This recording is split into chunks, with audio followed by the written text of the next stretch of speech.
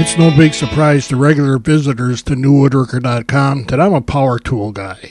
But there is one hand tool, and a very old one at that I just won't be without.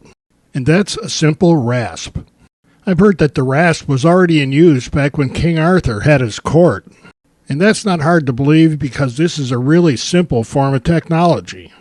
The good news for us nowadays is that with the modern materials and modern manufacturing processes, our rasps are better and last longer than ever before.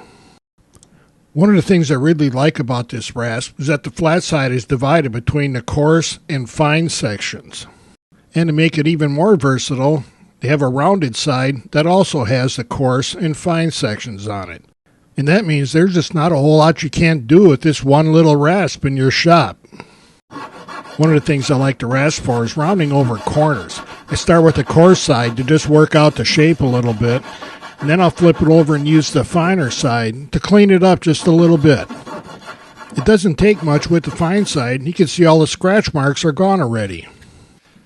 Then I can hit it with a sanding block, and before you know it, you got a surface that's almost ready for finish.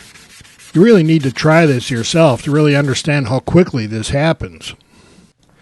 Unless it's a big job, I can round the corners off a lot faster with my rasp than I can by the time I set up a router to do it. And the rasp is way cheaper. Another job that I almost always do with a rasp is custom fitting the joints when you're working with tongues or tenons. I can sweeten up one of these joints in no time with the rasp and don't have to worry about taking off too much material too quickly and ruining the joint. A rasp doesn't really suffer from buildup like a file can, but when you do get some wood or something stuck on your rasp, a wire brush cleans it right up. Keep in mind that this rasp is like 20 years old, and I brush it every now and then, but it just keeps on working like it did the day I got it. I don't remember where this staining came from, but it hasn't affected the way the rasp works at all. I just thought I'd scrub it a little bit for the camera and see if I could make it go away at all. And here we are a couple of minutes later, and my 20-year-old rasp is looking pretty new. It just seems to me that unless you do something really stupid with the rasp, it's going to last forever.